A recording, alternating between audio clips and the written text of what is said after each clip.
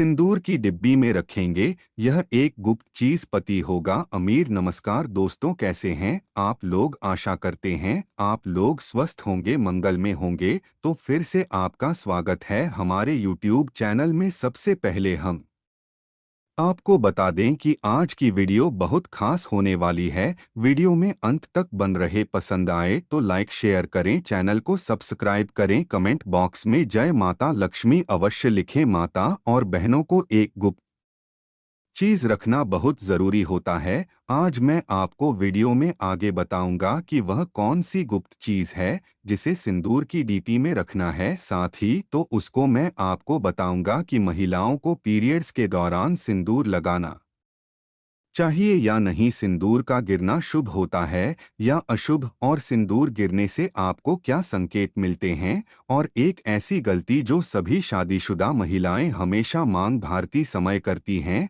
तो आप ऐसी गलती को बार बार ना करें, क्योंकि और गलती आपके परिवार में कष्ट ला सकती है और आपके पति की मृत्यु का कारण भी बन सकती है। तो पूरी जानकारी के लिए इस वीडियो को शुरू से अंत तक जरूर देखेगा, तो उसकी सच्ची श्रद्धा से कमेंट जरूर करेगा।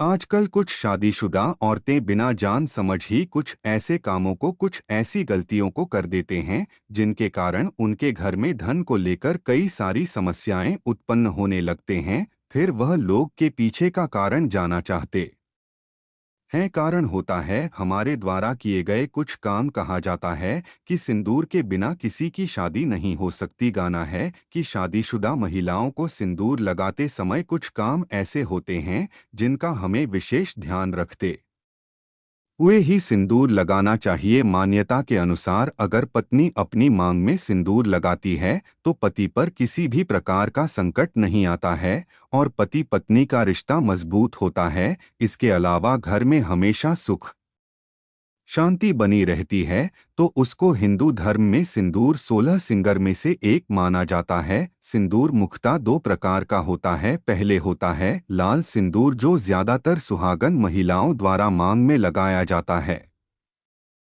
दूसरा होता है नंगी सिंधु, जी से हनुमान जी को अर्पित किया जाता है। दोस्तों, कहना है कि हिंदू धर्म में सुहागन महिलाओं के जीवन में सिंदूर का एक खास महत्व है। अक्सर अपने हिंदू धर्म किसी सभी शादीशुदा महिलाओं को सिंदूर लगाते हुए आवश्यक देखा होगा। हिंदू धर्म की मान्यता के अनुसार सिंदूर को सुहागिन महिलाओं के सुहाग का प्रतीक माना जाता है। वह विवाह के समय भी सिंदूरदान की विधि का एक खास महत्व है। इसके बाद ही विवाह की विधि को पूर्ण माना जाता है और एक बार विवाह हो जाने के बाद सभी सुहागिन महिलाओं का सिंदूर लगाना जरूरी है। हालांकि बदलते जमाने में कई लोग इसे जरूरी नहीं समझते हैं और आजकल कोई लड़कियों को शादी हो जाने के बाद भी बिना सिंदूर के अपने देखा होगा। लेकिन दोस्तों, जानकर आपको हैरानी होगी कि हिंदू धर्म में बनाई गई इन परंपरा ऑन को केवल धार्मिक महत्व नहीं है,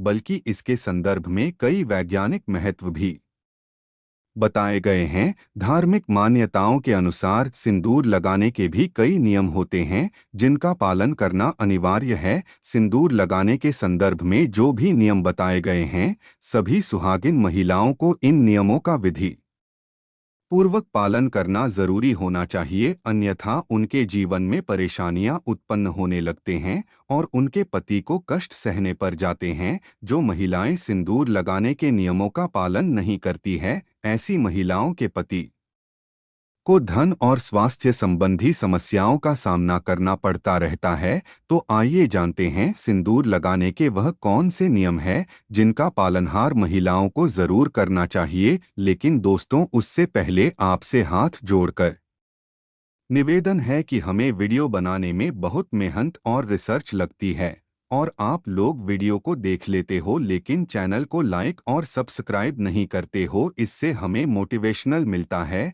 जिससे हम आप लोगों के लिए और अच्छे अच्छे वीडियो बना पाते हैं। लिए दोस्तों, अब जल्दी से जान लेते हैं सिंदूर लगाने के कुछ खास नियमों के बारे में जिन्हें आपको अच्छे से जान लेना चाहिए ताकि आपको किसी प्रकार की दिक्कत का सामना करना ना पढ़े दोस्तों। नंबर 1 है कि शादीशुदा महिलाओं को सदैव सिंदूर अपने पैसे से खरीद कर लगाना चाहिए। किसी अन्य के पैसे से खरीदा गया सिंदूर लगाने से आपको बचना चाहिए। ऐसी मान्यता है कि किसी के पैसे से खरीदा हुआ सिंदूर लगाने से पति के जीवन में धन हानि हो सकती है।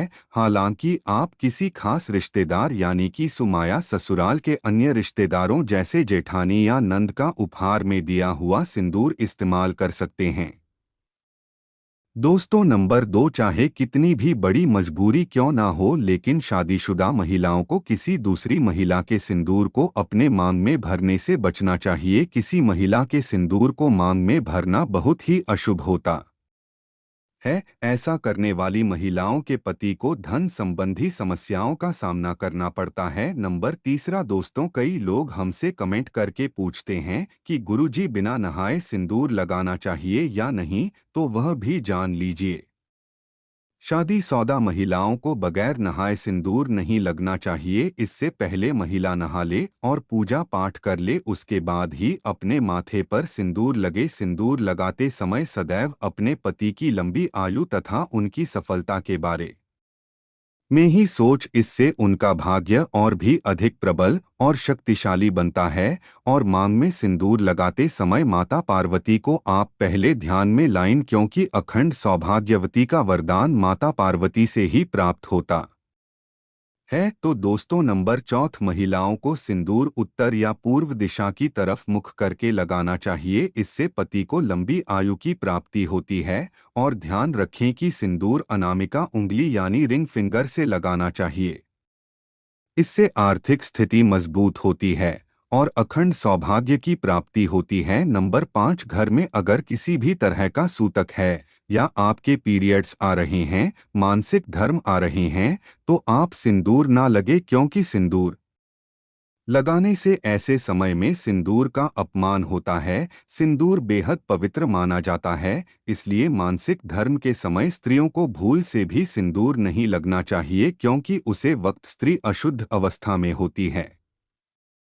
ऐसे में सिंदूर लगाना अशुभ माना जाता है। दोस्तों नंबर 6, सिंदूर का गिरना बहुत अशुभ माना जाता है। अगर किसी सुहानी महिला के हाथों से सिंदूर लगाते समय सिंदूर की डिब्बी छूकर नीचे गिर जाए, तो इसे बहुत अपशगुन माना जाता है। यह पति के कारोबार या बिजनेस में परेशानी आने की तरफ भी इशारा करता है। इसके साथ ही यह पति पर आयुष शंकर जैसी और शुभ का संकेत देता है। नंबर 7, नाक पर सिंदूर गिरना। अगर मांग में सिंदूर वाते वक्त वह नाक पर या माथे पर फैल जाए, तो यह शुभ होता है। इस स्थिति में आपको नाके या माथे पर गिरे हुए सिंदूर को पूछना नहीं चाहिए। यदि आप सिंदूर को कपड़े या हाथ से पूछता है, तो इससे और शुभ माना जाता है। इसको बता दें कि नाक सिंदूर गिरना यानी आपको अपने साथी से खूब प्यार मिलने वाला है। दोस्तों नंबर 9, अगर गलती से कभी आपसे सिंदूर नीचे गिर जाता है,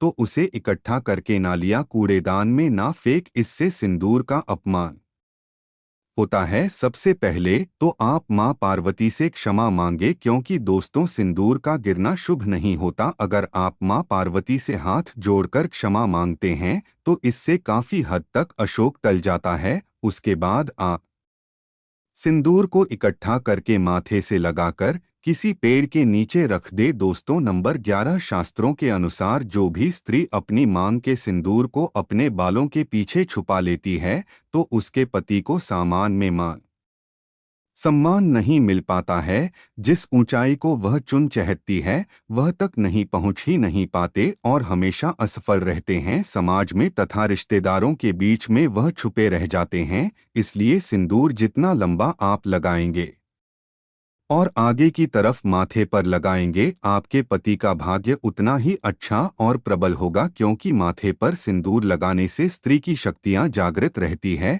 दोस्तों नंबर 12, शास्त्रों में यह स्पष्ट बताया गया है कि सुहागन महिलाओं को हमेशा नाक के सीधा में सिंदूर लगाना चाहिए। विवाहित महिलाओं को मांग में सिंदूर भरते समय ध्यान देना चाहिए कि वह हमेशा मांग के बीच में ही लगाया जाए। मानता है कि ऐसा करने से पति की आयु लंबी होती है। माना जाता है कि टेढ़ा मेढ़ा सिंदूर लगाने से पति का भाग्य खराब हो सकता है। नंबर 13, गीले बालों में सिंदूर ना लगे। वैसे तो हमें ऐसा के बाद ही सिंदूर लगाना चाहिए, लेकिन कभी भी गीले बालों में सिंदूर ना लगे। जब भी आप सिंदूर लगाएं, बाल अच्छी तरह से सुखाकर ही मांग भर। गीले बालों में सिंदूर लगाने का प्रभाव पति के स्वास्थ्य पर भी पड़ सकता है। दोस्तों, नंबर 14, आपको सिंदूर में अरे ईश्वर का सिक्का जरूर रखना चाहिए या बहुत ही ज्यादा शुभ माना जाता है। ऐसा करने से आपको माता पार्वती का आशीर्वाद मिलता है।